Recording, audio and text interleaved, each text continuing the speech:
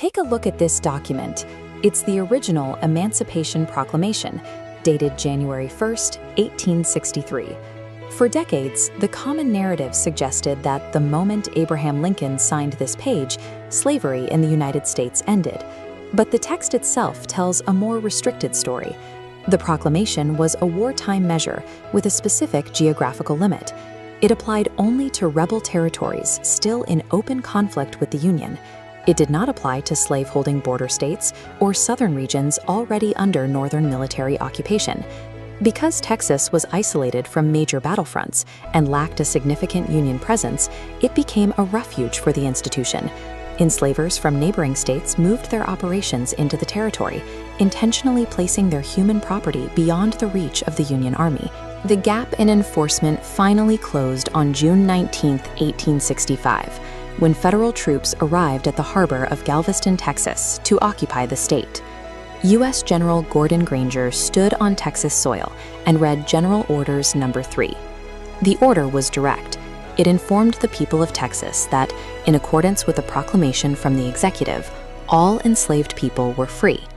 But the announcement was only the first step. Many enslavers across the state deliberately withheld the news of Granger's arrival, waiting until after the final harvest season to let their workers go. In the face of this resistance, the newly freed community organized. By 1866, Black Texans established an annual tradition called Jubilee Day to commemorate the exact date the law finally became a reality for them. This raises a question.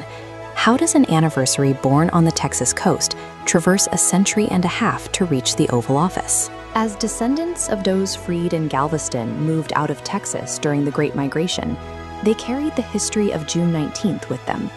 Families established the holiday in new cities across the country, ensuring the tradition survived through a decentralized network of community events. The survival of the holiday relied on cultural anchors, community barbecues, prayer services, and the public reading of the Emancipation Proclamation. For a century, Juneteenth remained a grassroots phenomenon. It was preserved not by government mandate, but as a shared cultural memory maintained by the Black community.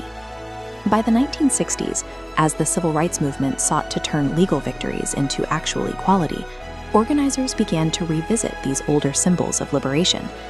Leaders spotlighted the Juneteenth story to provide a historical parallel for the modern era. They used the Galveston experience to illustrate that a law passed in Washington is only as powerful as its enforcement in the most distant corner of the country.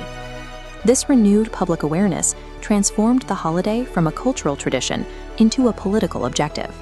In 1979, the focus returned to its point of origin, the Texas state capital. Texas became the first state to designate Juneteenth as an official holiday. Following this legislative template, other state governments began to formally recognize the day, a process that slowly expanded across the national map over the next 40 years. While state recognition validated the growing movement, the final step in the holiday's journey required the authority of the federal government. In June 2021, the 156-year push for recognition reached the highest level of government when Congress passed a resolution to make the holiday official. On June 17th, President Joe Biden signed the Juneteenth National Independence Day Act into law. This signature established the first new federal holiday in the United States since the creation of Martin Luther King Jr. Day in 1983. The path from the Galveston Wharf to the Oval Office was complete. To understand why this day matters, compare it to the 13th Amendment. This document, ratified in December 1865, provided the legal abolition of slavery across the entire nation. But the 13th Amendment is a celebration of the law. Juneteenth is a celebration of the law finally being enforced. It honors the gap between the signing of a decree and the actual experience of freedom. It commemorates the moment when federal power finally arrived to protect the rights of those it had previously failed to reach.